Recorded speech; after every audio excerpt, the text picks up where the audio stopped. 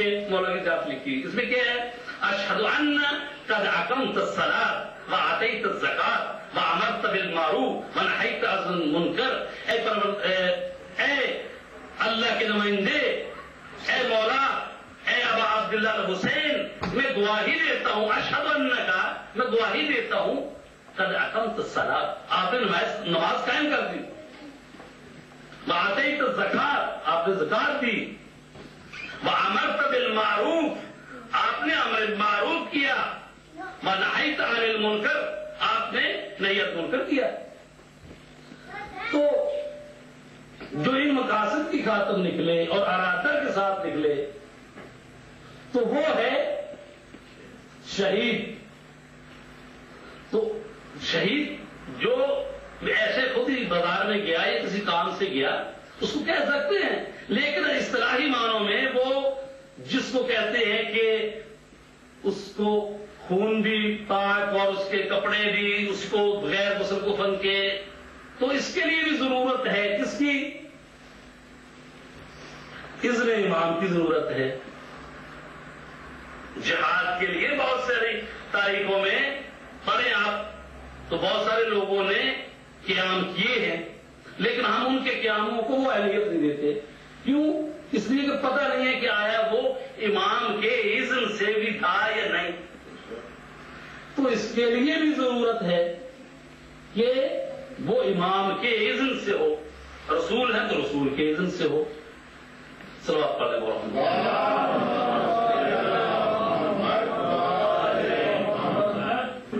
تو جب جان دینا ہے تو پھر باقی چیزوں میں تو یہ مشکل نہیں تھی کہ جمادات جب کام آتے ہیں کس کے؟ اپنے سے اعلیٰ نوع کے، یعنی نباتات کے، اور نباتات اپنے سے اعلیٰ نوع کے یعنی حیوانات کے، اور حیوانات اپنے سے اعلیٰ مرتبے والی مخلوق یعنی انسانوں کے کام آتے ہیں۔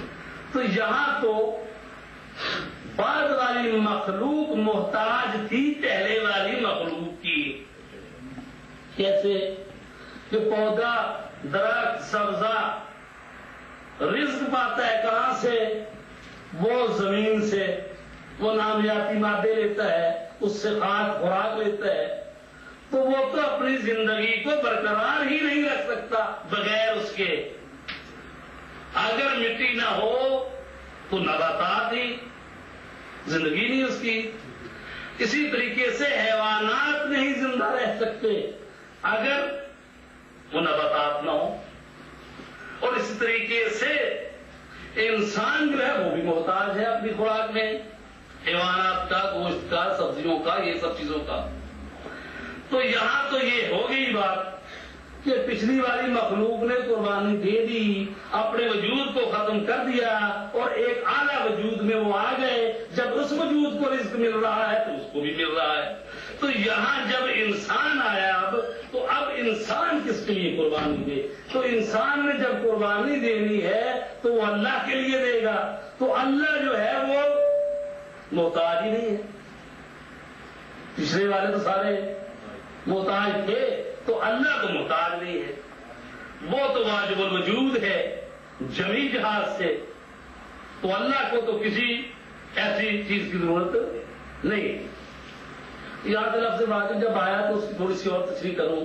جب ہم کہتے ہیں نا کہ اللہ پر واجب ہو گیا ہے کہ فلاں چیز ہمیں دے، بس جنت دے، تو یہ واجب جب ہم کہتے ہیں ایک دفعہ واجب ہم پر ہوتا ہے، ایک دفعہ اللہ پر جب ہم واجب قرار دیتے ہیں کسی چیز کو، وہ کیا ہے؟ جب ہمارے ذمہ آتی شریعت کہتی ہے کہ یہ واجب، اس کا مطلب ہوتا ہے کہ آپ نے اس کو ادا کرنا ہے، اگر نہیں کریں گے تو آپ کو سزا ملے گی۔ ٹھیک؟ اچھا، تو یہ ہے واجب اور یہ ہے حرام۔ اس کو اگر ہم جان دیں گے تو پھر بھی سزا ملے گی۔ واجب کو ادا کرنا پڑتا ہے، حرام سے اجتناب کرنا پڑتا ہے۔ تو جب ہم کہتے ہیں اللہ پر یہ واجب ہے تو کس نے واجب قرار دیے ہے اللہ پر؟ تو ضروری ہو گیا اس پر کیا وہ یہ کام کرے۔ عزیزان گرامی، جب ہم کہتے ہیں کہ ہر جزاء الاحسان الا الاحسان، کیا نیکی کا بدلہ نیکی کے علاوہ کچھ اور ہے؟ احسان کا بدلہ احسان کے علاوہ کچھ اور ہے۔ ایک دفعہ دو انسان ہیں کہ ایک دوسرے پر نیکی کرتا ہے، دوسرے کے لیے تو نیکی کرتا ہے، نیکی کی ابتدا کرتا ہے۔ جب یہ اس کے لیے ابتدا کرتا ہے، نیکی کرتا ہے، تو اس کا مطلب ہے اس کو اب اس کے ساتھ نیکی کرنی چاہیے، ٹھیک ہے؟ یہ تو عام انسانوں میں وہی بات ہے۔ تو کیا اللہ کے لیے اور اس کی مخلوق کے لیے بھی انہی معنوں میں ہے؟ مسئلہ ذرا گہرا ہے، ذرا تھوڑی سی توجہ رکھیں کہ جب ہم کہتے ہیں کہ مثلا اللہ کی مخلوق میں سے کسی ہستی نے یہ کام کر دیا تو کیا اللہ پر احسان کر دیا؟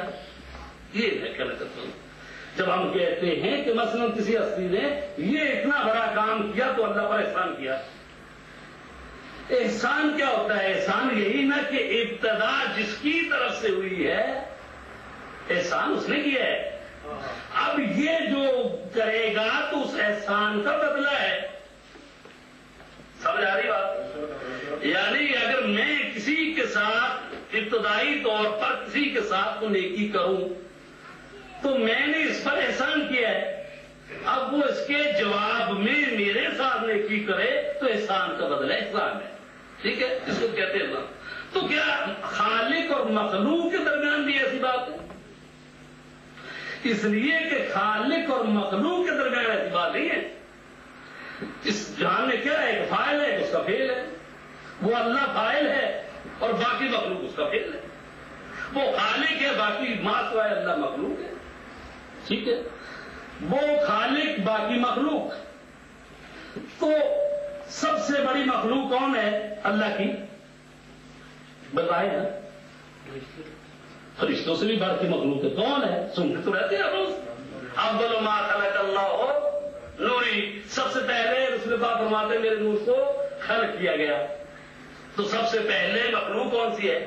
اللہ کی، رسول پاک، ان کا نور، ٹھیک؟ تو ابتدا کہاں سے ہوئی؟ خلق کس نے کیا؟ اللہ نے، تو احسان کس کا ہے؟ اللہ کا۔ اب رسول جو کچھ بھی کرتا رہے،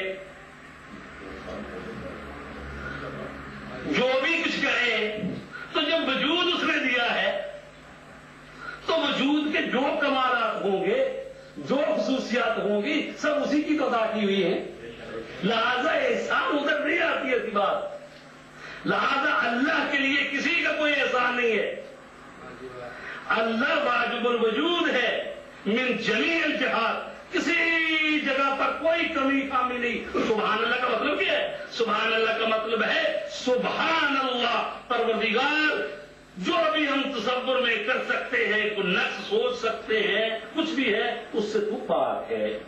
تو وہ کمال مطلق ہے، وہ منبع ہے، وہ مرکز ہے۔ تو جب وہ پیدا کر رہا ہے کسی کو، تو یہ کیسے ہو سکتا ہے کہ مخلوق اس پر احسان کرے؟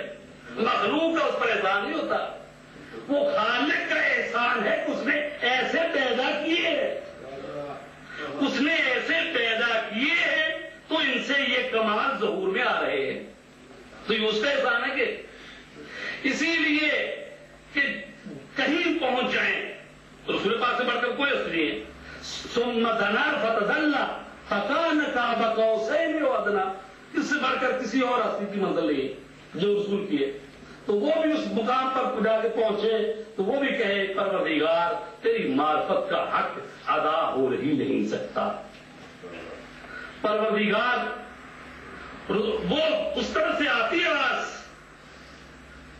کہ جیسے رات کو بھی آپ سو رہے تھے کہ رسول سے، کیونکہ محبوب ہے اس کا،